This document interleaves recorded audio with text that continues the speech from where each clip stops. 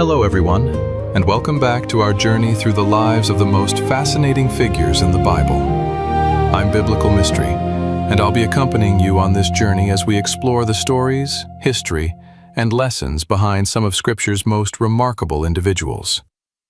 In today's video, we're uncovering the complete story of King Uzziah, a ruler who led Judah into one of its greatest periods of strength, prosperity, and military success. His kingdom flourished, his influence expanded, and his reputation spread far beyond the borders of Jerusalem. Yet despite achieving what many kings could only dream of, Uzziah's story would not be remembered primarily for his victories. Instead, it will become one of the Bible's most powerful warnings about the hidden danger that often accompanies success. How did a king who seemed blessed in every aspect of life end up spending his final years in isolation? What happened that transformed one of Judah's greatest rulers into a tragic example for future generations? Before we begin, please take a moment to like this video, subscribe to the channel, and share your thoughts in the comments below. If you notice any details we may have missed or have insights of your own to add, we would love to hear from you. Now, let's begin the complete story of King Uzziah. Among the many rulers described in the pages of the Bible, a few names immediately stand out. David is remembered as the shepherd king who united Israel. Solomon is known for wisdom, wealth, and the construction of the first temple. Hezekiah is celebrated for his faith during a national crisis. Yet, hidden between these more familiar figures is a king whose reign lasted longer than most, whose achievements transformed an entire nation, and whose life became one of the most compelling studies of success and human weakness found in Scripture. His name was Uzziah to modern readers. That name often receives little attention. Many people encounter it only in passing while reading the historical books of the Old Testament or the opening chapters of Isaiah. But in the 8th century before Christ, Uzziah was anything but insignificant. He ruled the kingdom of Judah for more than 5 decades, a remarkable length of time in an era marked by political instability, military threats, and frequent changes of leadership. During those years, Judah experienced economic growth, military expansion, agricultural development, and increased regional influence. The kingdom became stronger, wealthier, and more secure than it had been in generations. Ancient writers described his reputation spreading far beyond his borders, an indication that neighboring nations recognized Judah as an emerging power. From a purely historical perspective, Uzziah appears to be one of the most successful monarchs in Judah's history. Yet, the biblical authors do not tell his story primarily as a record of achievements. They tell it as a warning. This distinction is important because the Bible often measures greatness differently than political history does. Military victories, fortified cities, expanding economies, and diplomatic influence all mattered. But they were never the final standard by which a ruler was judged. The biblical narrative consistently directs attention toward character, obedience, humility, and the relationship between human authority and divine authority. A king could gain an empire and still fail in the eyes of Scripture. Uzziah's life illustrates this tension with unusual clarity. At the beginning of his reign, nearly everything seemed to move in the right direction. The kingdom stabilized, enemies were pushed back, infrastructure expanded, new opportunities appeared across the land. To citizens living during those prosperous years, the future may have looked exceptionally bright. Few would have predicted that the same king responsible for this flourishing period would eventually become remembered for a single act that altered the course of his life. This is what makes Uzziah such a fascinating figure.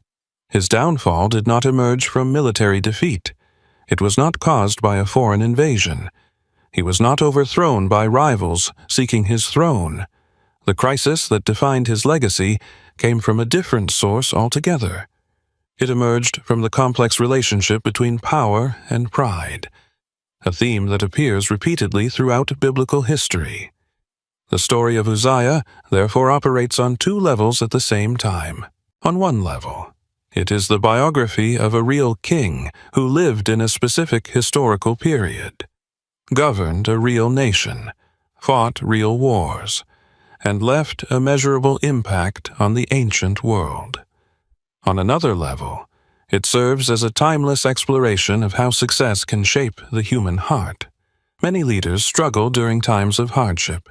Far fewer are prepared for the dangers that accompany prosperity. The remarkable rise of Uzziah and the painful events that followed would leave such a profound impression on Judah that even generations later, his name remained connected to one of the most memorable turning points in biblical history. To understand how that happened, we must first travel back to the world into which this young king emerged, a kingdom recovering from uncertainty and searching for stability at a critical moment in its history. When Uzziah first ascended the throne of Judah, he inherited a kingdom that stood at a crossroads between recovery and uncertainty. According to the biblical record, he became king at the age of 16, following the death of his father, Amaziah. By modern standards, 16 may seem astonishingly young for such responsibility, yet the ancient world often placed enormous expectations upon royal heirs long before they reached adulthood. Even so, youth alone could not guarantee stability. The circumstances surrounding Uzziah's accession reveal a kingdom still dealing with the consequences of earlier political turmoil. Amaziah had begun his reign with promise and military success, but his later years were marked by costly decisions and declining support. After suffering defeat at the hands of the northern kingdom of Israel, his authority weakened significantly. The biblical account eventually records a conspiracy against him, forcing him to flee before he was ultimately killed. Such an ending was more than a personal tragedy for the royal family. It exposed underlying fractures within Judah's political structure and raised questions about the future direction of the nation. In ancient monarchies, transitions of power were often dangerous moments. Rival factions could emerge, foreign enemies might exploit uncertainty, and internal divisions could quickly grow into larger crises. Against this backdrop, the people of Judah placed their hopes in a teenage king whose abilities had yet to be fully tested. To understand the challenges facing Uzziah, it is important to consider the wider world around him. The 8th century BC was a period of shifting power across the Near East.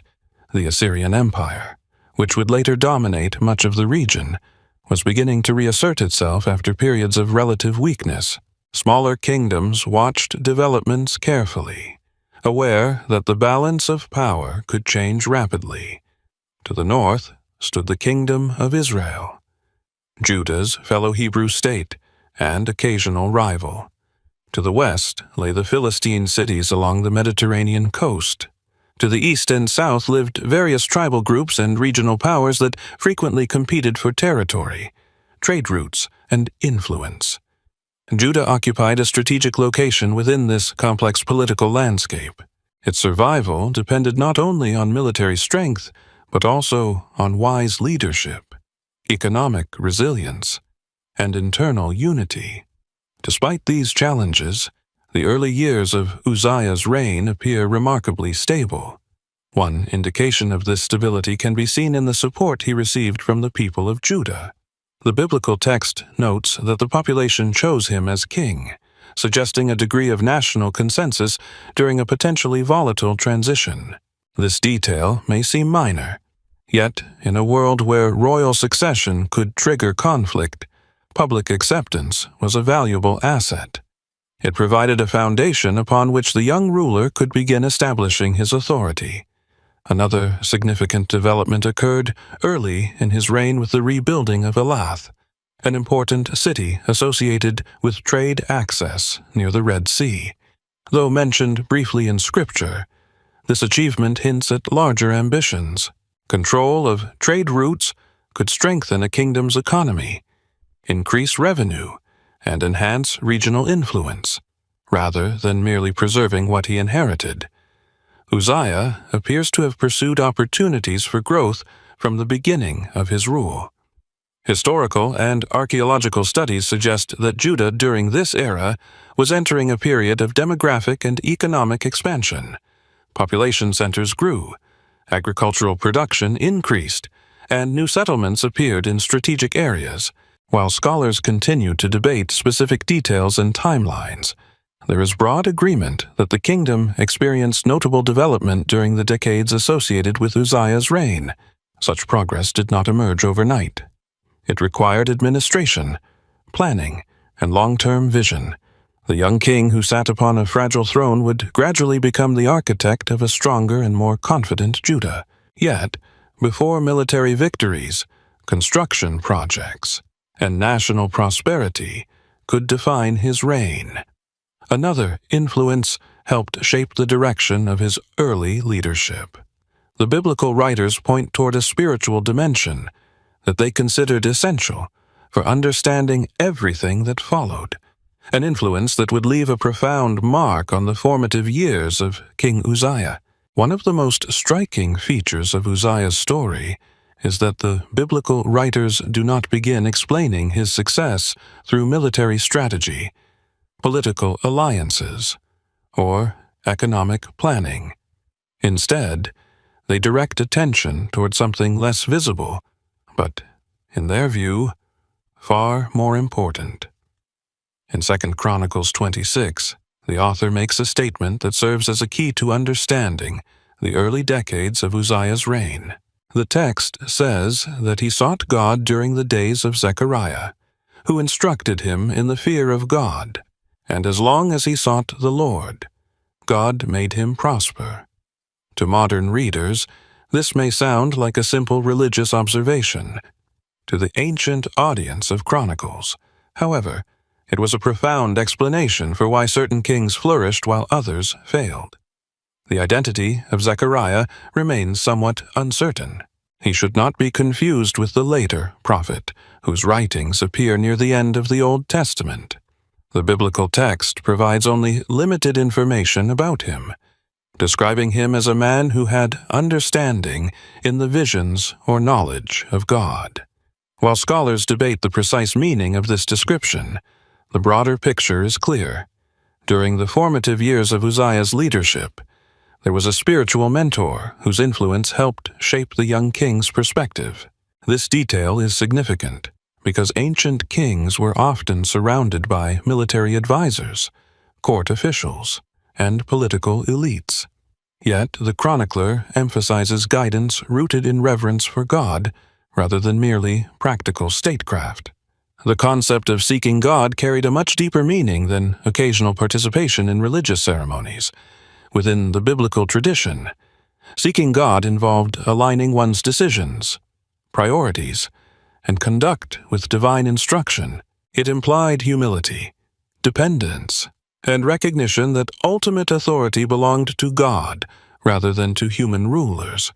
This principle appears repeatedly throughout the historical books of the Old Testament.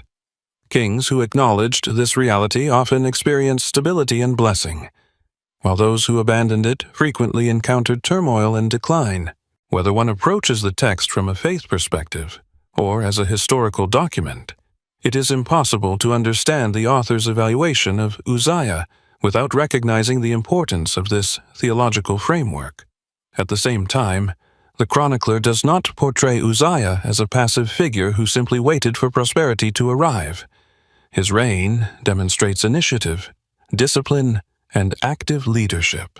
The biblical worldview presented in Chronicles does not place divine favor and human effort in opposition to one another. Instead, the two are closely connected. Uzziah sought God, but he also governed. He listened, but he also acted. He trusted, but he also planned and worked. This combination created the foundation upon which later achievements would be built. Looking beyond the biblical text, historians note that Judah, during this period, appears to have benefited from relatively favorable regional conditions. Certain neighboring powers experienced fluctuations in strength, creating opportunities for smaller kingdoms to consolidate their position. Economic activity expanded across parts of the southern Levant, and local rulers who could maintain internal stability often found themselves in a position to prosper. Yet, opportunities alone do not guarantee success. History is filled with leaders who inherited favorable circumstances only to squander them through poor judgment. What distinguished Uzziah's early reign was his ability to capitalize on opportunities while maintaining order within the kingdom. The biblical writers viewed this effectiveness not merely as evidence of talent, but as a reflection of proper alignment between leadership and divine purpose. Another important aspect of this period involves the atmosphere within Judah itself. Following years of uncertainty under Amaziah, the kingdom now experienced continuity and direction. Agricultural communities could invest in their land. Trade networks could develop with greater confidence. Defensive planning could proceed without constant fear of political upheaval. Stability often appears less dramatic than military victories, yet it is frequently the condition that makes long-term growth possible. Uzziah's government appears to have provided precisely this environment. The kingdom was not simply surviving, it was preparing for expansion. This chapter of Uzziah's life also introduces a theme that will remain central throughout the rest of his story. The same ruler who demonstrated humility during his early years would later face a very different challenge. Success can test a person's character just as severely as adversity. When resources increase, when victories accumulate, and when public admiration grows, leaders often begin to see themselves differently. At this stage, however, that future danger remained hidden beyond the horizon. The young king was still building his reputation, still learning the responsibilities of leadership, and still operating within boundaries that he recognized and respected. Under those conditions, Judah entered a period of growing strength, and the effects of that strength would soon become visible far beyond the walls of Jerusalem, as Uzziah began transforming his kingdom into a regional power. As Uzziah matured as a ruler, the strength that had been quietly developing within Judah began to reveal itself on a much larger stage. Stability at home created opportunities abroad, and the kingdom that had spent years recovering from uncertainty was now capable of projecting power beyond its borders. The biblical account in 2 Chronicles 26 presents a series of military campaigns that transformed Uzziah from a successful administrator into one of the most formidable kings of his generation. These victories were not isolated events. Together, they reshaped Judah's position within the political landscape of the ancient Near East and contributed significantly to the reputation that would eventually spread throughout the region. Among Uzziah's most notable achievements were his campaigns against the Philistines. For centuries, the Philistines had been one of Judah's most persistent rivals. Their cities occupied strategically valuable territory along the coastal plain, controlling important trade routes and exerting influence over neighboring regions. The biblical text records that Uzziah broke down the walls of Gath, Jabneh, and Ashdod, three major Philistine centers. In the ancient world, city walls represented far more than physical defenses. They symbolized security, independence, and political authority. Breaching such fortifications demonstrated military superiority and sent a clear message to allies and enemies alike. These actions suggest that Uzziah was not merely defending Judah's borders, but actively challenging established centers of regional power. The chronicler also reports that Uzziah built settlements in areas associated with the Philistines, indicating that his campaigns may have resulted in lasting territorial and administrative gains. Such measures were often essential for maintaining influence after military victories. Ancient kings understood that winning battles and securing long-term control were not always the same thing. Success required infrastructure, governance, and a continued presence in contested regions. Uzziah appears to have recognized this reality and acted accordingly. His military efforts extended beyond the Philistine cities.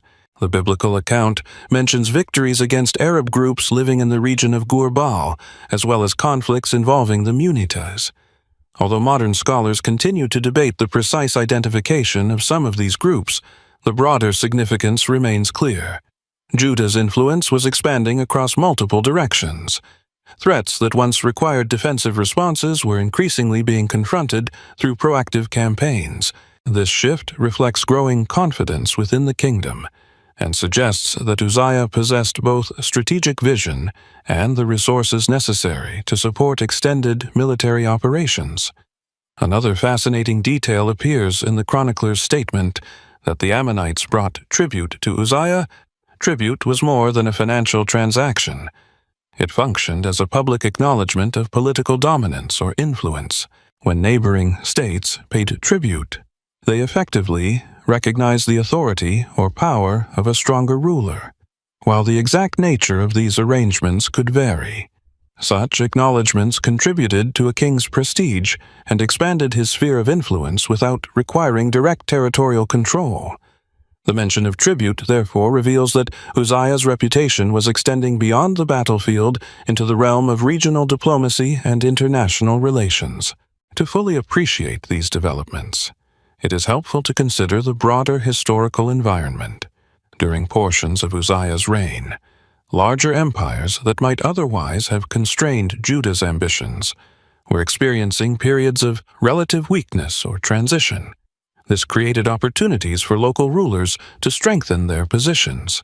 History often demonstrates that rising powers emerge not only because of their own capabilities, but also because circumstances create openings that effective leaders can exploit.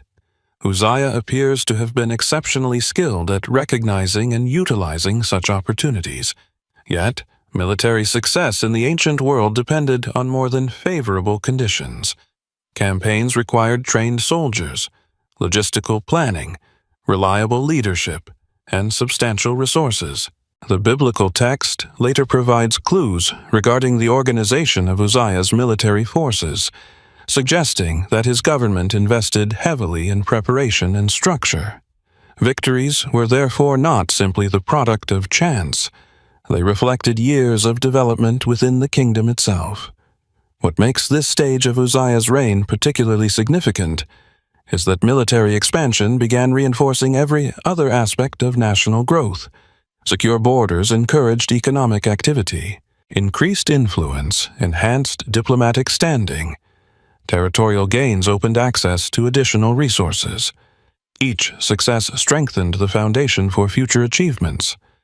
The kingdom was entering a cycle of prosperity and confidence, rarely enjoyed by smaller states in such a competitive environment. The chronicler summarizes this transformation with a simple but powerful observation. Uzziah's fame spread far and wide. In the ancient world, fame was not generated through media or public relations campaigns. It emerged when neighboring rulers, merchants, travelers, and military leaders repeatedly encountered evidence of a kingdom's growing strength. Judah was no longer merely surviving among larger powers. Under Uzziah, it was becoming a force that demanded attention. Yet, while military victories elevated the kingdom's status, another dimension of Uzziah's leadership would prove equally important. Conquering enemies was only part of his vision. The same king who expanded Judah through warfare would soon embark on an ambitious effort to strengthen its cities, develop its land, and transform prosperity into something far more enduring than battlefield success. Military victories may have expanded Judah's influence, but they do not fully explain why the reign of Uzziah became one of the most prosperous periods in the kingdom's history. Conquest can bring temporary advantages, yet lasting strength is usually built through institutions, infrastructure, agriculture, and economic development. It is in these areas that Uzziah's abilities become especially impressive. The biblical record presents a ruler whose ambitions extended far beyond the battlefield. He was not content merely to defeat enemies. He sought to create a kingdom capable of sustaining its success for generations. As a result, the decades following his military campaigns witnessed a remarkable transformation in the physical and economic landscape of Judah. One of the first signs of this transformation appeared in Jerusalem itself. According to 2 Chronicles 26, Uzziah strengthened the city's defenses by constructing towers at key locations along its fortifications. Ancient cities depended heavily on walls for survival, but walls alone were not enough.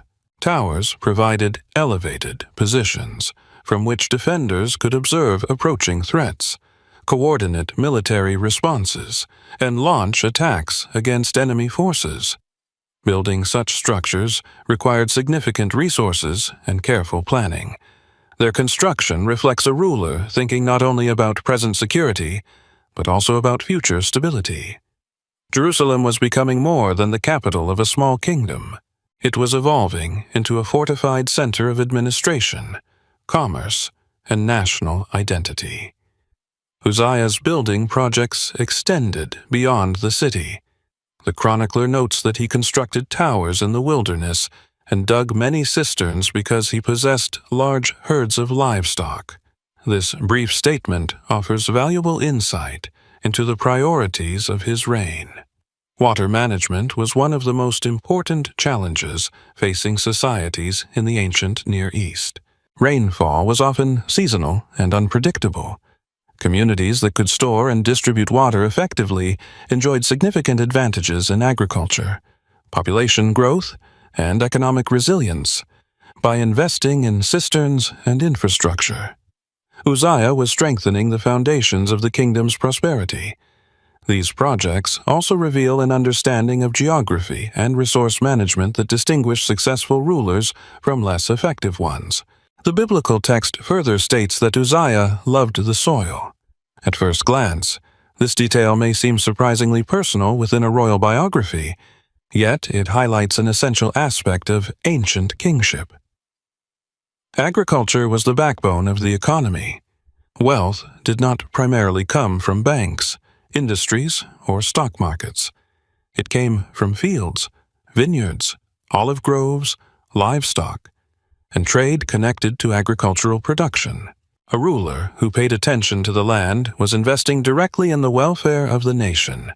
The chronicler's observation suggests that Uzziah recognized the connection between productive land and national strength. His reign was not focused solely on military prestige. It was also concerned with creating conditions under which ordinary people could prosper. Archaeological research conducted throughout Judah has revealed evidence of settlement growth and increased development during the 8th century BC. Scholars continue to debate the extent to which specific discoveries can be directly linked to Uzziah, yet many agree that this era witnessed substantial expansion in both population and economic activity. New agricultural areas were cultivated. Rural communities became more established. Trade networks connected different regions of the kingdom.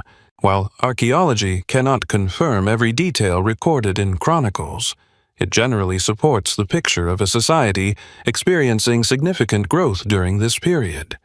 Another fascinating aspect of Uzziah's reign involves the organization of the military itself. The chronicler describes a large and carefully structured force equipped with shields, spears, helmets, armor, bows, and slingstones. Unlike many ancient armies that relied heavily on temporary levies during emergencies, Uzziah appears to have developed a more systematic approach to military readiness. Such organization required administrative competence, reliable taxation, and a stable economy capable of supporting large numbers of personnel.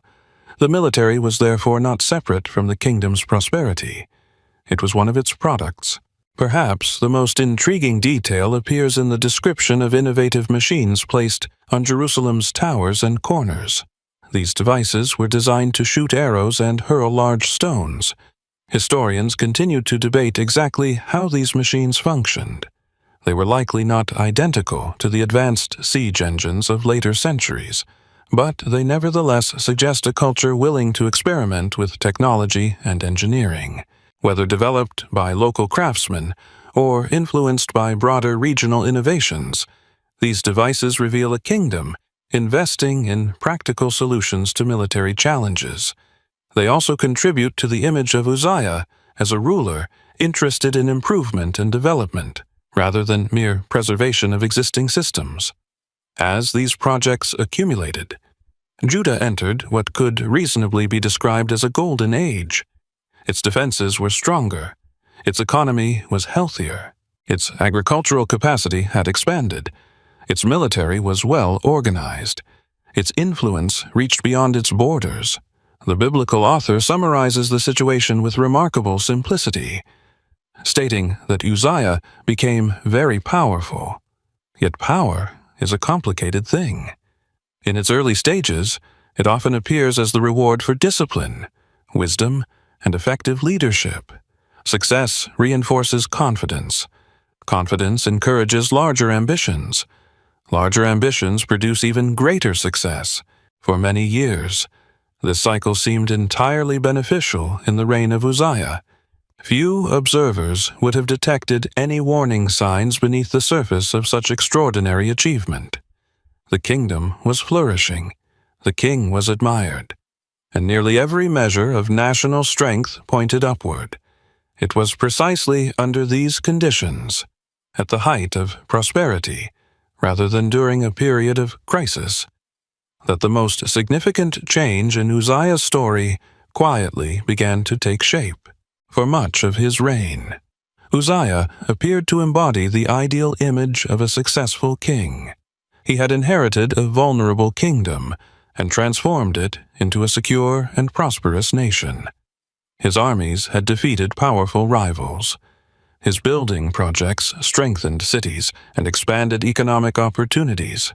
His reputation reached neighboring territories, and his authority was recognized beyond Judah's borders, measured by the standards of politics, military achievement, and national development.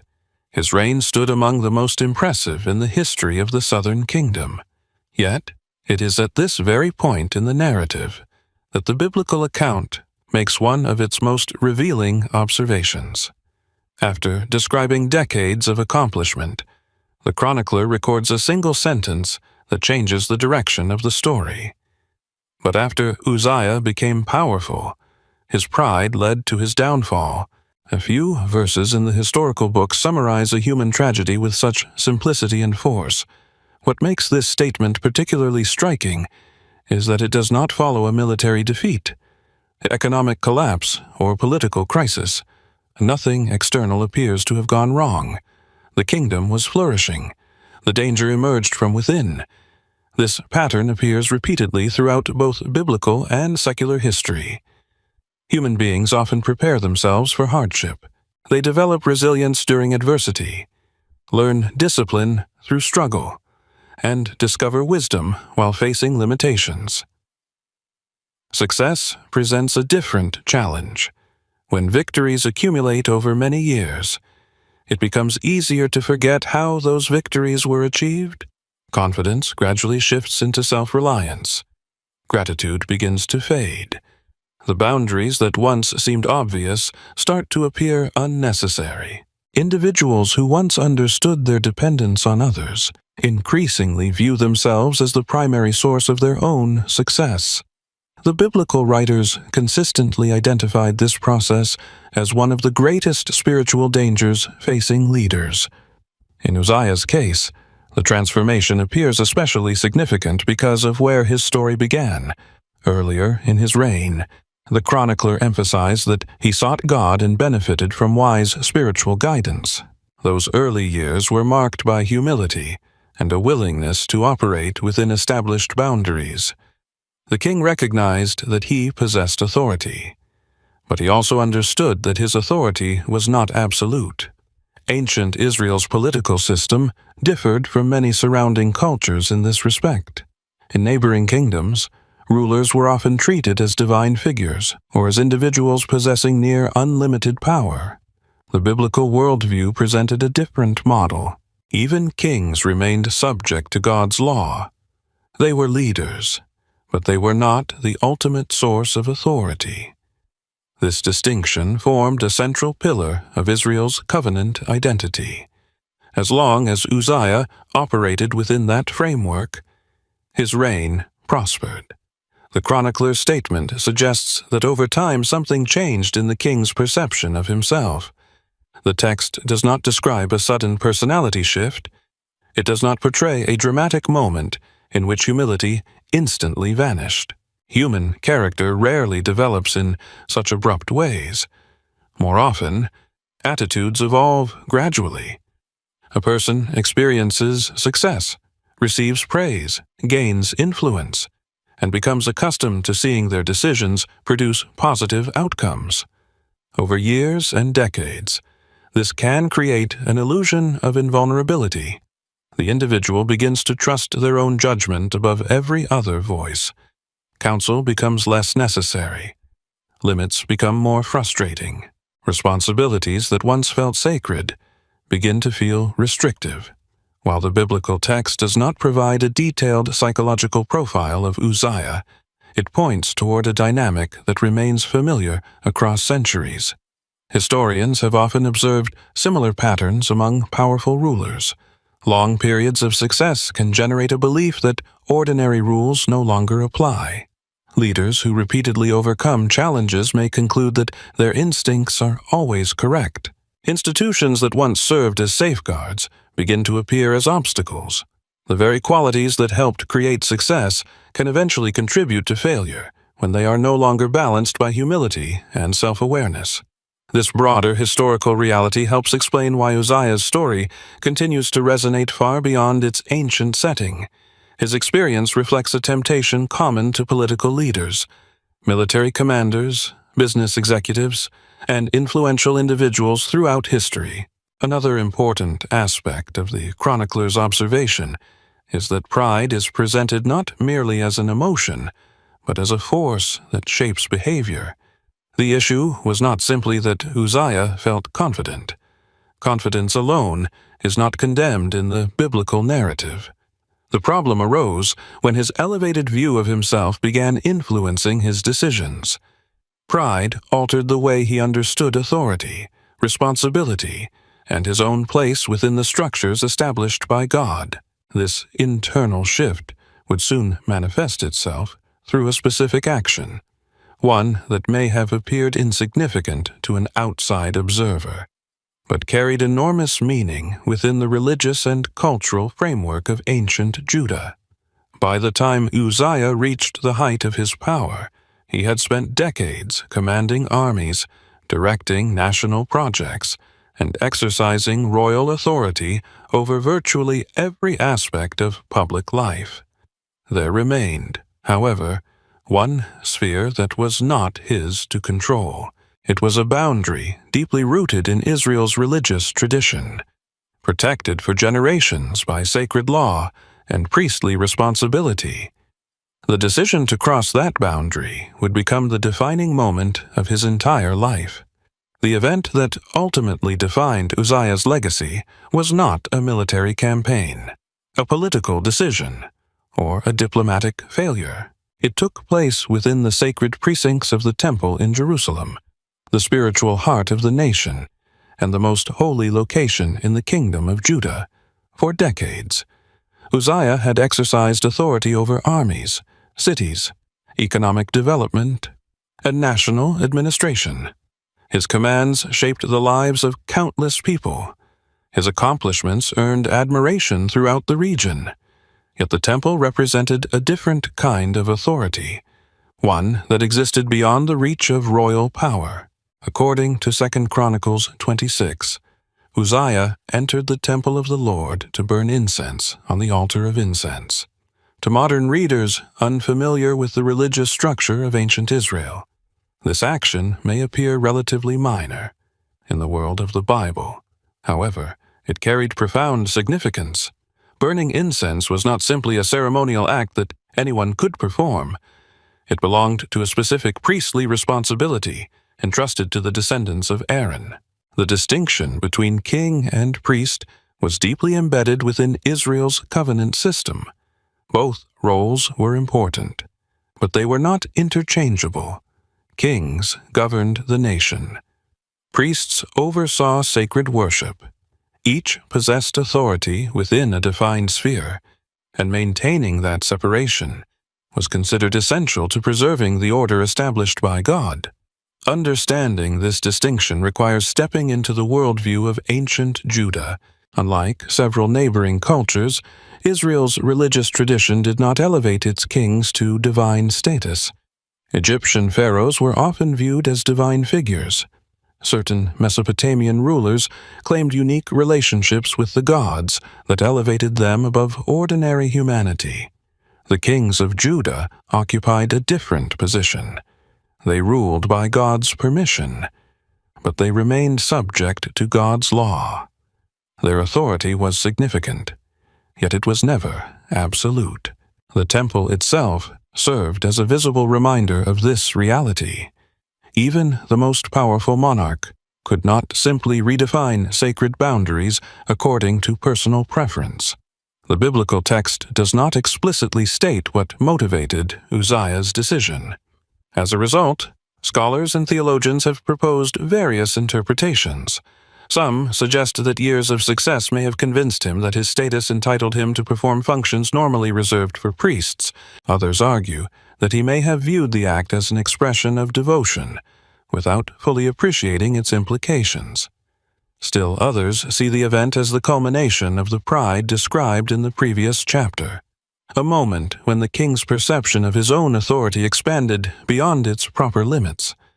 While the precise motivation remains uncertain, the narrative itself places primary emphasis not on what Uzziah intended, but on the boundary he crossed. What happened next reveals how seriously that boundary was regarded. The chronicler records that Azariah the high priest entered after Uzziah, accompanied by 80 courageous priests of the Lord. The description is remarkable.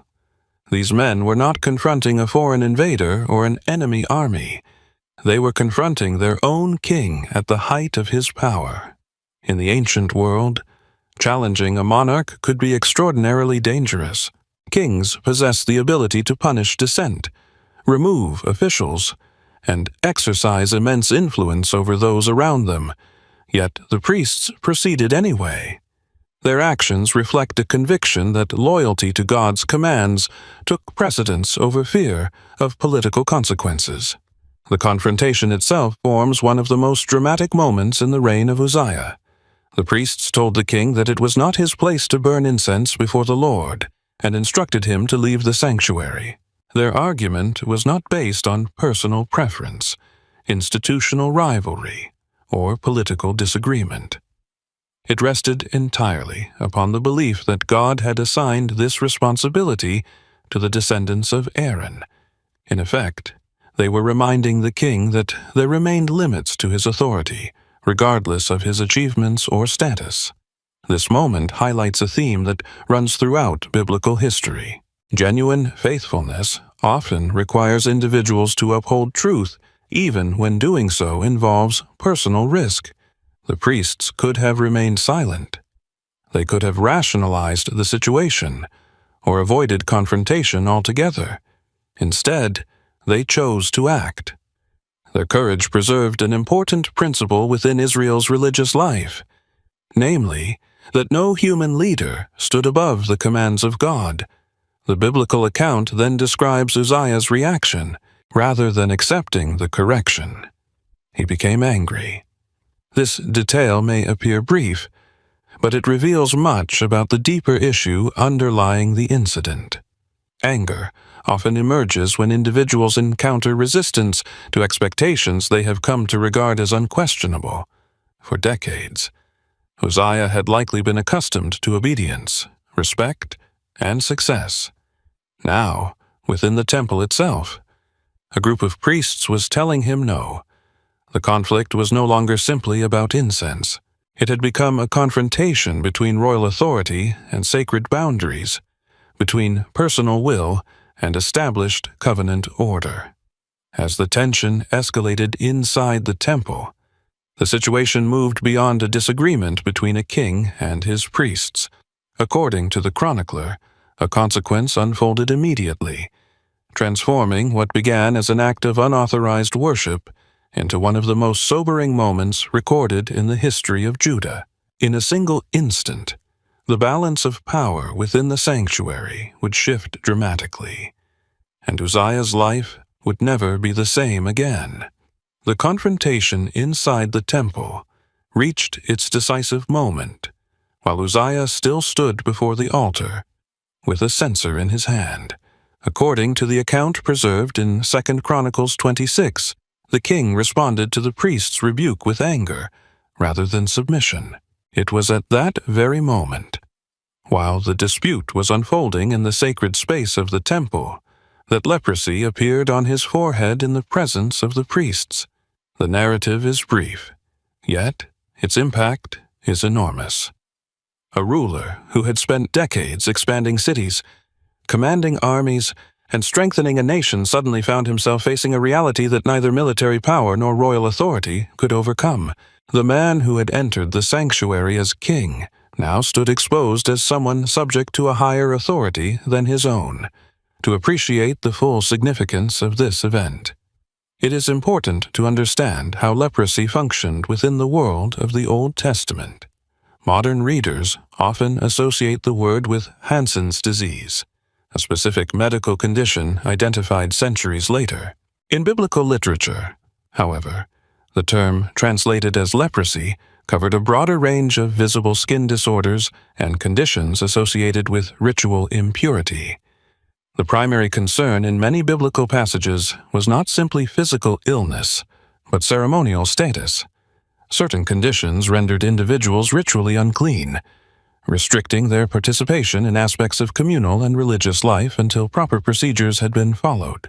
This distinction is crucial because the chronicler is not writing a medical report. He is describing an event that carries profound theological meaning within the covenant framework of ancient Israel. The location of the affliction also carries symbolic weight. The text specifically states that the condition appeared on Uzziah's forehead. Throughout the ancient Near East, the face represented identity, status, and public recognition. Kings were known by their appearance. Their faces appeared before courts, armies, and foreign delegations. In this case, the sign of judgment became visible in the very place where authority and dignity were most publicly displayed. The chronicler presents the event in a manner that leaves little doubt about its interpretation. This was not portrayed as a random illness or an unfortunate coincidence. It was understood as divine judgment, connected directly to the king's actions within the temple. The reaction of the priests further emphasizes the seriousness of the situation. As soon as they saw the condition on Uzziah's forehead, they hurried him out of the sanctuary. The text even notes that the king himself was eager to leave because he recognized what had happened. This detail marks a significant shift in the narrative. During the confrontation, Uzziah had resisted correction. Now, faced with undeniable consequences, resistance disappears from the story. There are no recorded arguments, no attempts to defend his actions, and no efforts to assert royal privilege. The authority that had seemed so powerful moments earlier suddenly became irrelevant before the reality unfolding within the temple. From a theological perspective, the chronicler's message is clear. The issue was never about incense alone. The deeper issue concerned the relationship between human authority and divine authority.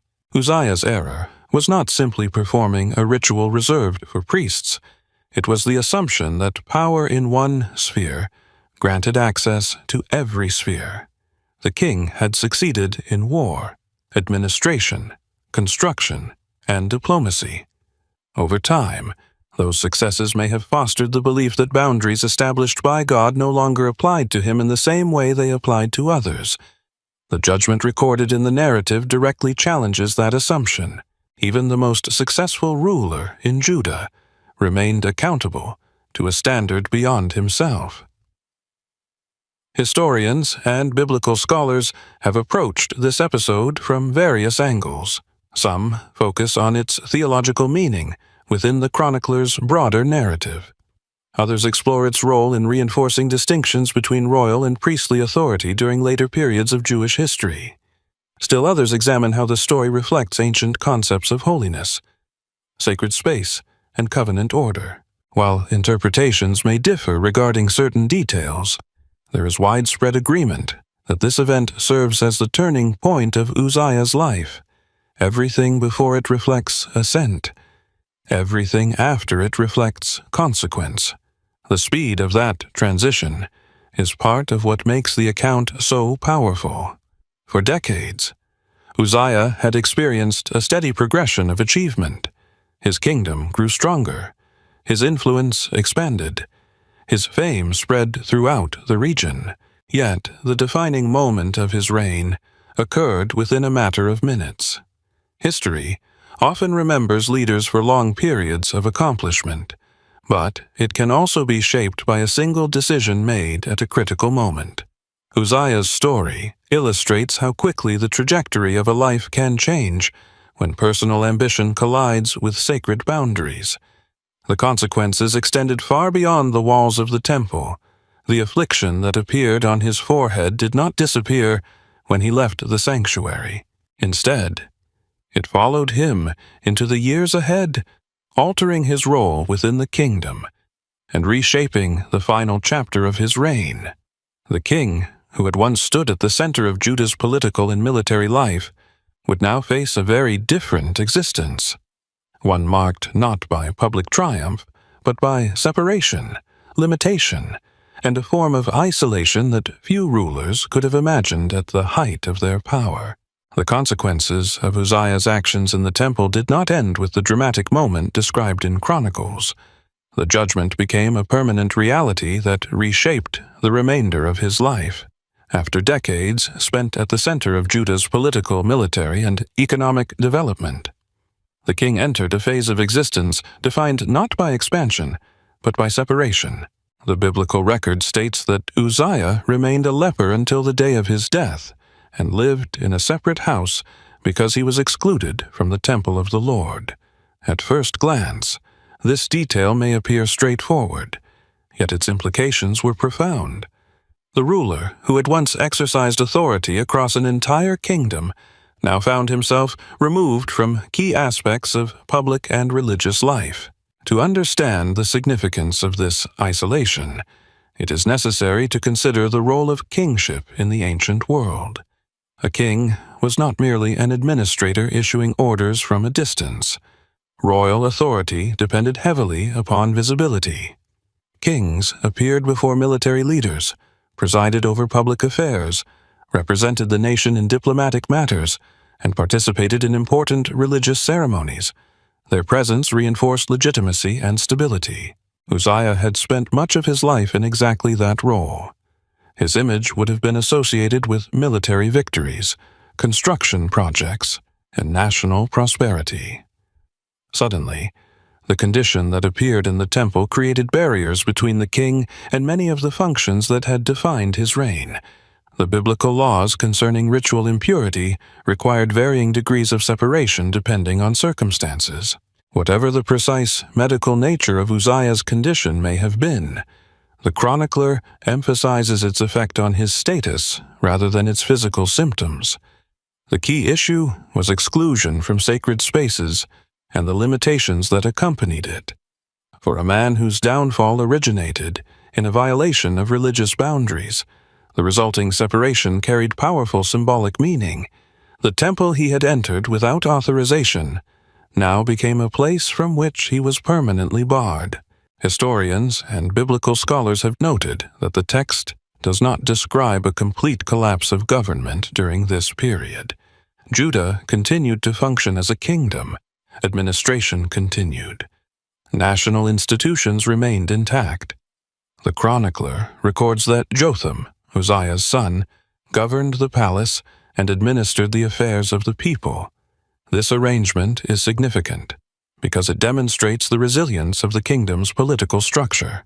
Unlike many ancient states that descended into chaos during periods of royal weakness, Judah appears to have maintained continuity through a form of shared or delegated governance. Jotham gradually assumed responsibilities that his father could no longer perform directly, preparing him for the eventual transition of power. Yet, the political stability of the kingdom should not obscure the personal dimension of Uzziah's situation. For years, he had been one of the most influential figures in the region. His commands shaped national policy. His decisions affected cities, armies, and economic systems. The chronicler's brief description invites readers to imagine the contrast between those earlier decades and the circumstances of his final years.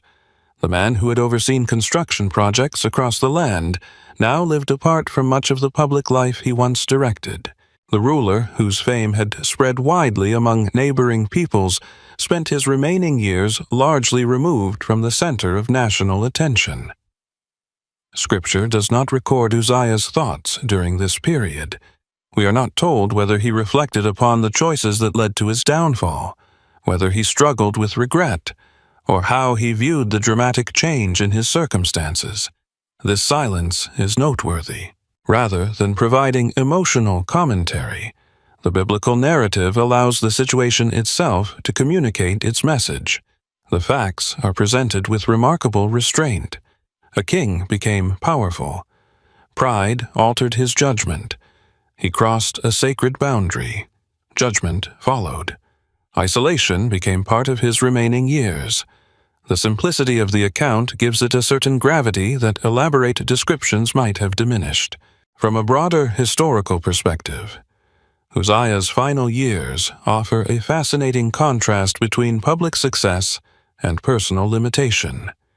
His earlier achievements did not disappear. The cities he strengthened still stood. The economic systems he helped develop continued functioning. The military structures he established remained valuable to the kingdom. In many respects, Judah was still benefiting from the accomplishments of his reign. This reality makes the story more complex than a simple tale of rise and fall. Uzziah was neither an entirely failed king nor an entirely successful one. His legacy contained both remarkable achievement and sobering warning. That combination is part of what has made his story endure for centuries. Another important aspect of this period is the way it prepared Judah for a transition into a new chapter of its history. Leadership was gradually shifting. A new generation was emerging. Political responsibilities were moving toward Jotham, while larger developments were beginning to unfold across the ancient Near East. The Assyrian Empire would soon become an increasingly dominant force, reshaping the future of the region in ways few people could yet fully anticipate. Against this backdrop, Uzziah's long reign was approaching its conclusion. The king, who had once embodied Judah's strength and prosperity, was nearing the end of his life, and his death would mark more than the passing of a ruler. It would become a historical and spiritual milestone remembered by one of the most influential prophets in all of biblical history, a moment so significant that it would forever be used to identify the beginning of an extraordinary prophetic calling. Every reign eventually comes to an end, but some deaths mark more than the conclusion of a single life. They become symbols of transition, closing one chapter of history while opening another. Such was the case with Uzziah. After ruling Judah for more than half a century, one of the longest reigns recorded among the kings of the southern kingdom, his life finally came to its end. The biblical record in 2 Kings and 2 Chronicles treats his death with relative brevity. Yet the significance of that moment extends far beyond the final years of an aging king. By the time Uzziah died, generations of people had known no other ruler. Entire communities had grown up under his leadership. Economic systems, military structures, agricultural expansion, and political institutions had developed during his reign. For many citizens of Judah, the stability of national life had become closely associated with the presence of the king himself. His passing, therefore, represented not only a personal loss, but also the end of an era that had shaped the kingdom for decades. The biblical account notes that Uzziah was buried with his ancestors, though not in the royal burial grounds themselves. According to Chronicles, he was placed in a burial field belonging to the kings because people said he had leprosy. This detail is subtle, but revealing. Even in death, the consequences of the temple incident remained connected to his public memory. The achievements of his reign had not been erased. He was still recognized as a king of Judah, yet the circumstances surrounding his downfall continued to influence how his story was remembered. The chronicler's inclusion of this information reflects one of the central themes running throughout the narrative. Human accomplishments may be extraordinary, but they do not entirely determine a person's legacy. Character, choices, and faithfulness also shape how history remembers an individual. Following Uzziah's death, Jotham assumed full royal authority. The transition appears to have been relatively orderly, largely because Jotham had already been handling many governmental responsibilities during his father's years of isolation. From a political perspective, this continuity likely helped preserve stability within Judah. The kingdom did not experience the kind of succession crisis that had troubled earlier generations. Nevertheless, larger forces were beginning to gather beyond Judah's borders. The geopolitical environment of the ancient Near East was changing rapidly. The Assyrian Empire was entering a phase of renewed expansion under powerful rulers who would soon project their influence across vast regions. The world that Uzziah had known was gradually disappearing, and the challenges facing future kings would differ dramatically from those of previous decades. It is at this point that the story of Uzziah intersects with one of the most famous passages in all of Scripture. The opening verse of Isaiah chapter 6 contains a statement that has echoed through centuries of biblical interpretation. In the year that King Uzziah died, I saw the Lord sitting upon a throne, high and lifted up. With these words, the prophet Isaiah connects his extraordinary vision directly to a specific historical moment. This connection is significant because Isaiah does not simply provide a date. He anchors a profound spiritual experience within a recognizable event that his audience would immediately understand. To appreciate the power of this reference, it is helpful to consider what Uzziah represented to the people of Judah. For much of his reign, he had embodied national strength, prosperity, and continuity. His government had overseen decades of growth. His military successes had expanded Judah's influence. His construction projects had strengthened the kingdom's infrastructure, even after his fall from public life. The memory of his earlier achievements remained substantial. The death of such a figure naturally raised questions about the future. If a king who had ruled for so long was now gone, what would happen next? Where would stability come from? Who truly governed the destiny of the nation? Isaiah's vision provides a striking answer. At the very moment when an earthly throne had been emptied, the prophet saw the heavenly throne occupied. The contrast is impossible to miss. One king had died, but God's sovereignty remained unchanged. Human rulers rise and fall. Empires expand and collapse. Political systems evolve across generations. Yet, the divine authority described in Isaiah's vision stands above every historical transition. Many biblical scholars have observed that this juxtaposition may be one reason Isaiah chose to identify the timing of his experience so precisely. The death of Uzziah became a reminder that no earthly leader, regardless of achievement or longevity, can provide ultimate security. That security belongs to God alone.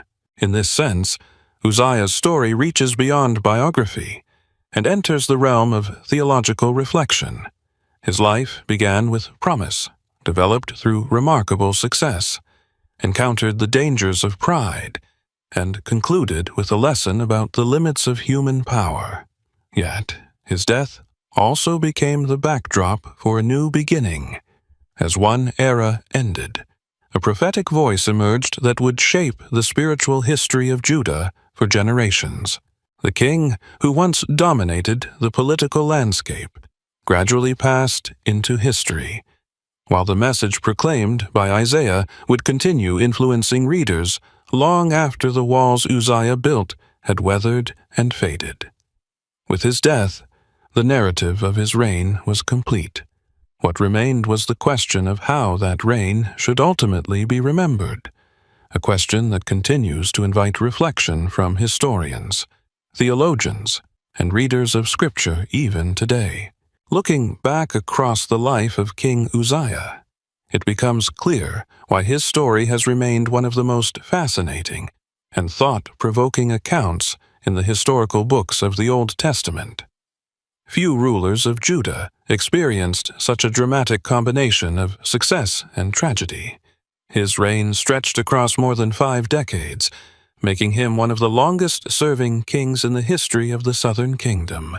During those years, he transformed Judah from a nation recovering from instability into a regional power marked by military strength, economic growth, agricultural expansion, and improved infrastructure. Under his leadership, cities were fortified, trade routes were strengthened, enemies were subdued, and the kingdom enjoyed a level of prosperity that many generations before and after could scarcely imagine. From the perspective of political history alone, Uzziah stands among the most successful rulers Judah ever produced.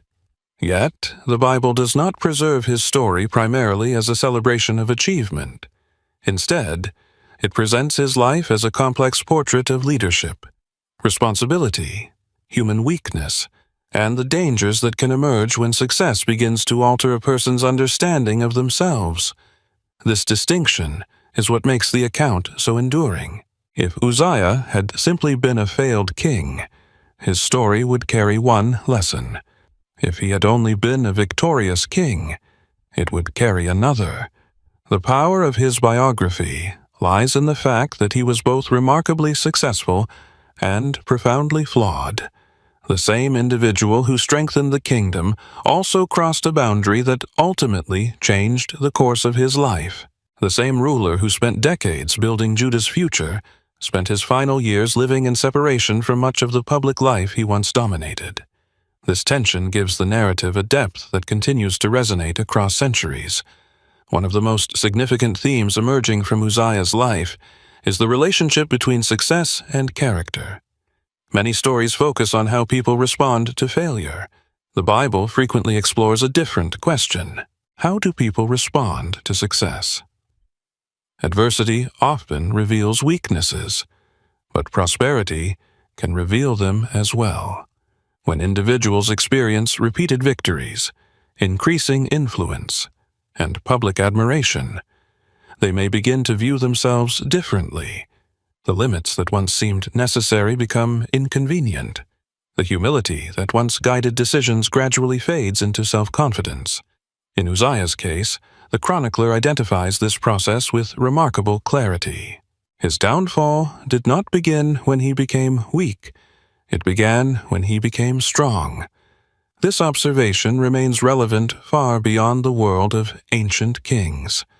Throughout history, leaders in politics, business, religion, and countless other fields have faced similar challenges.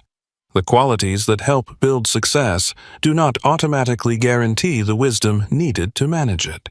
Another important lesson concerns the nature of authority itself. Ancient monarchs often exercised enormous power, yet the biblical worldview consistently places limits on human authority. Kings ruled under God, not in place of God. Uzziah's decision to enter the temple and perform a priestly function violated more than a ceremonial regulation. It reflected a misunderstanding of the boundaries established within Israel's covenant system. His story, therefore, serves as a reminder that genuine leadership requires not only power, but also respect for responsibilities, limits, and accountability. Authority becomes dangerous when it ceases to recognize anything higher than itself.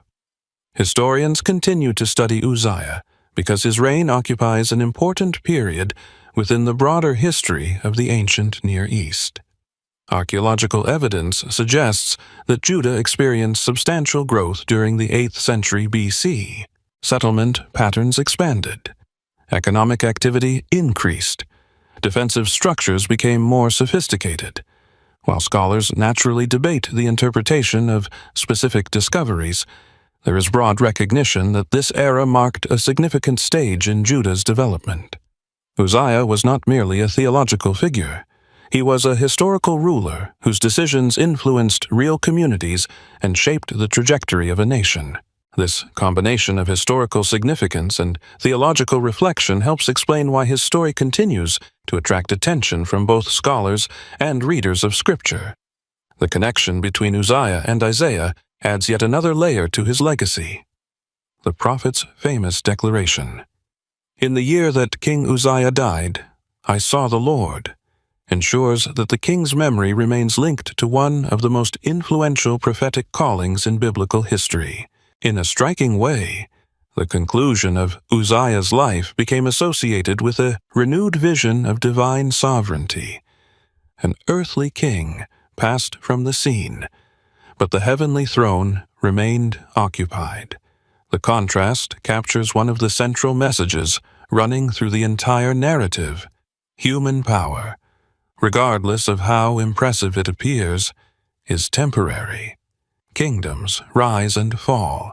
Leaders emerge and disappear. Wealth, influence, and reputation eventually fade.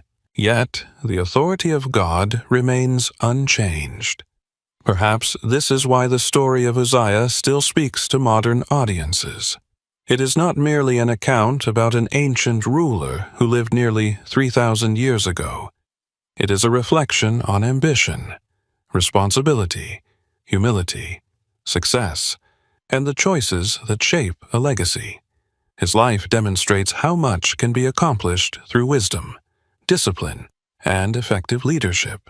It also demonstrates how quickly perspective can be lost when success begins to replace humility. In the end, Uzziah is remembered neither as a perfect hero nor as a complete failure.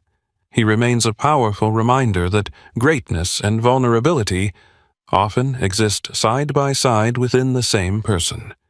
His achievements left a lasting mark on Judah, but the lesson preserved by Scripture reaches even further.